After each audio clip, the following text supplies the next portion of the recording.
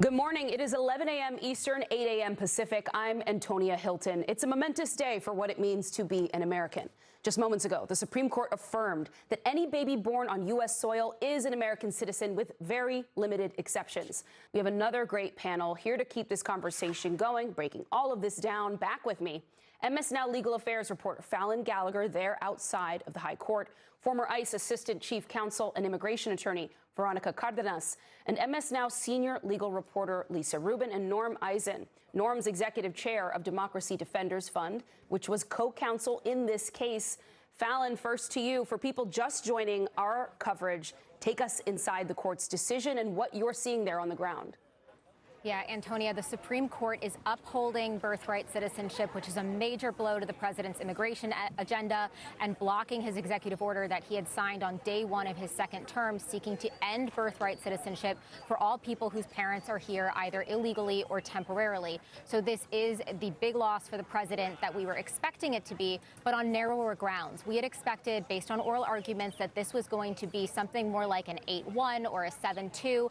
And this is like more of a 5-4, 6-3 with an asterisk, because Justice Kavanaugh differs from the majority on the grounds here. You have 5 of the justices who are squarely saying that this executive order violates the 14th Amendment. Now you have Justice Kavanaugh who's saying that there might be a statutory way for Congress to change the law to actually end birthright citizenship. And then, of course, you have the 3 justices dissenting there. Now, this is what we expected it to be. This is a loss for the president, and this is upholding something that has been in our society since the Civil War. Of course, this dates back to the 14th Amendment.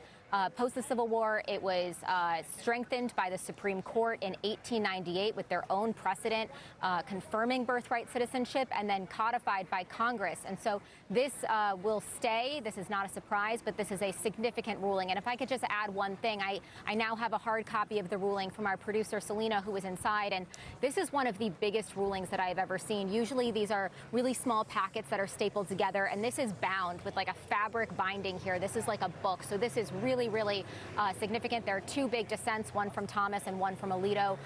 Really substantial ruling here today at the court. Antonia? Lisa, can you give me more on what we're hearing from Justice Clarence Thomas through his dissent here? Just how astonishing some of his argument is. Astonishing may be the wrong word. I think disappointing may be another word. I mean, it's certainly predictable based on oral argument that Justice Thomas is picking up a thread that Solicitor General John Sauer left for him, which is to say that the citizenship clause of the 14th Amendment was always designed to imbue the children of slaves with citizenship, but was never intended to give citizenship to people who were temporarily in this country, or now the folks that we think of as like birth tourists or undocumented immigrants of any kind. And so Justice Thomas is really drawing a very big distinction, starting with Dred Scott himself, between blacks and the children of what he calls foreign temporary visitors. And let me read to you, if I can, a little bit from his dissent, Antonia, which starts, blacks were entitled to citizenship because they were Americans.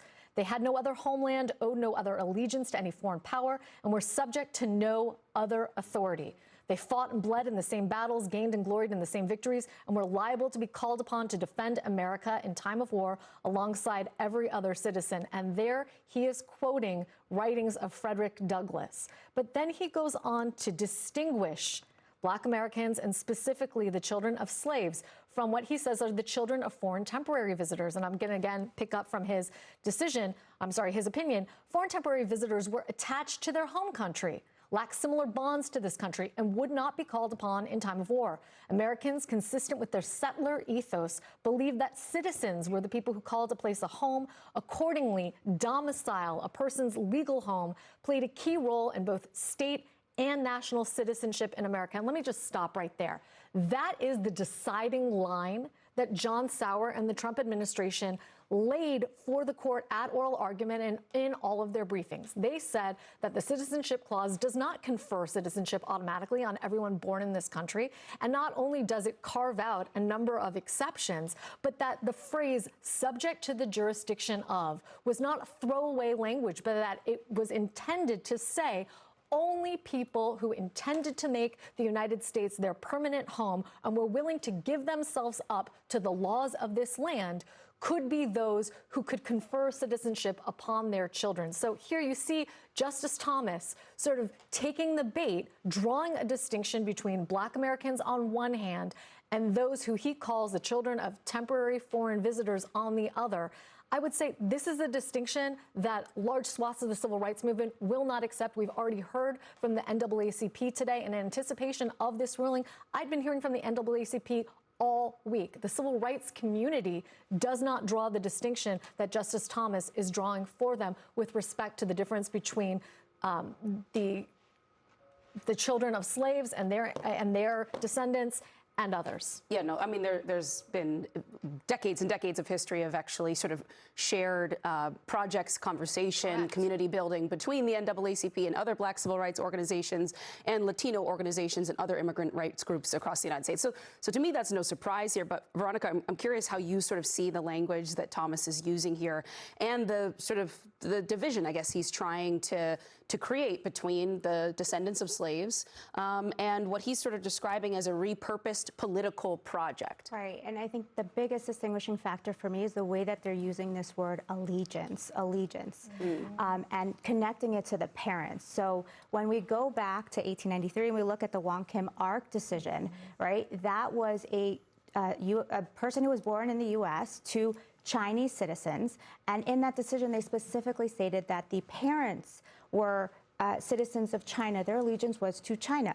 They could never become citizens in the United States because of the Chinese Exclusion Act, which was later rescinded, a very racist law.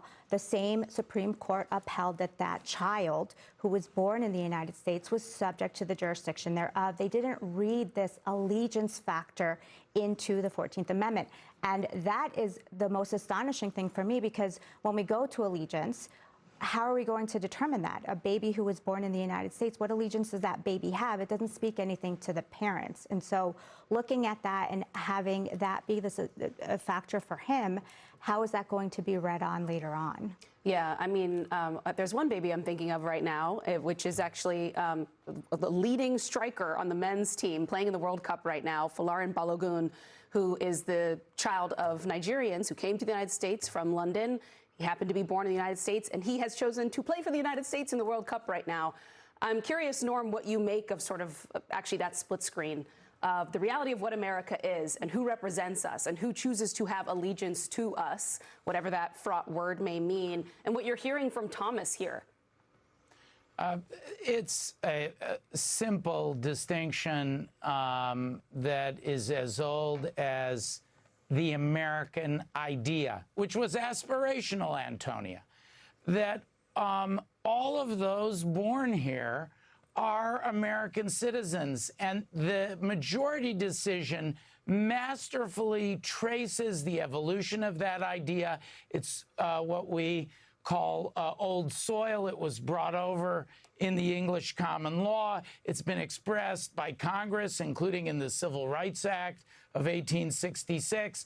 Then putting an end to this terrible divisiveness of the Dred Scott decision in the 14th Amendment, adopted by the Supreme Court, Wong Kim Ark case, 1898, reaffirmed by statute. Kavanaugh got that right, even if he's wrong about the Constitution. The Thomas opinion, which is the longest of all of the opinions here, Thomas's dissent, is just plain wrong. There is no such distinction. I myself am the child of a migrant. My father came here. This case was so meaningful for me as co-counsel at Democracy Defenders Fund. Maybe the most meaningful of our over 300 legal matters and cases, but on a winning streak, won the Cook case yesterday. This was so meaningful. My father came as an undocumented migrant at the beginning of World War II to escape tyranny. He earned his citizenship.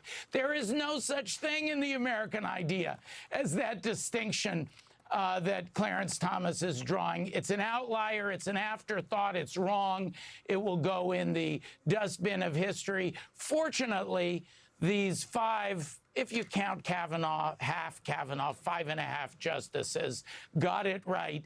The idea of America is that everyone born here is a citizen, and Donald Trump doesn't get to excise that part of the Constitution with his Sharpie. Lisa, what does it tell us about this court that this was split in such a narrow, such a close way? It was, and I think it tells us a number of things about this court. First of all, some of these opinions elide the labels that we're putting on them. So in the previous hour, I was reading from Justice Alito's dissent, which on one hand sides with the president in saying that he doesn't think that the executive order is unconstitutional. If we ended the analysis there, you would be led to believe, wow, I can't believe that he thinks that. But then he goes on to say that citizenship, in terms of how this country has treated it, is not merely a function of the Constitution, that the citizenship clause designates who must be given citizenship, but not who may be given citizenship. And so Alito's dissent, I think read properly, is also an invitation to Congress to enlarge the number of people in this country who can be given citizenship, particularly in recognition of the moment in time that we're in, where there are hundreds of thousands, if not millions of Americans who have been born here and maybe whose citizenship from a constitutional perspective, he questions, but also saying that there are other people who were not born here, but who have made their lives here and whose citizenship is something that Congress may wish to take into consideration. That sort of consideration of the reality of how millions of people in this country live in that in-between is not something I would have expected to see from Justice Alito necessarily, but we heard it at oral argument, his recognition that there were real humanitarian concerns here, not necessarily on the face of this executive order, which only concerns babies who are born after a particular date in February of 2025, but sort of the larger picture, zooming out, his realization that there are millions of people living in this country without authorization to be here, without authorization to work here, and yet people that from a policy perspective, Congress may make appropriately the judgment absolutely belong here. His dissent should be read as an invitation, I think, to Congress to do their job. So just, again, looking more broadly at this court term, there are lots of places where the justices took the opportunity to say to Congress, do your job, jealously guard your prerogatives as the legislative branch. Stop giving, for example, to independent agencies lots of authority that isn't just executive, but also is quasi-legislative. So in that decision, too, the Slaughter decision yesterday, sort of Justice Gorsuch saying to Congress, hey, there's a role for you to play here. And similarly today, two justices with very diametrically different views of what's going on here, Justice Kavanaugh, Justice Alito, both saying to Congress, if you don't like this result, or even if you do like this result, you have the power to change who counts as a citizen in this country. Well, there's so much more to break down here, particularly on Kavanaugh's side, because I think there's this question, right, of, yes, Congress, you have a job, you should do it. Or wink, wink, nod, nod, Congress, I'm actually kind of telling you what you should do, which I think is something many Americans and analysts may not be as comfortable with. We do have to squeeze in a quick break, though. Lisa, Fallon, and Norm, you're sticking with me. Veronica Cardenas, thank you so much, and great to see you.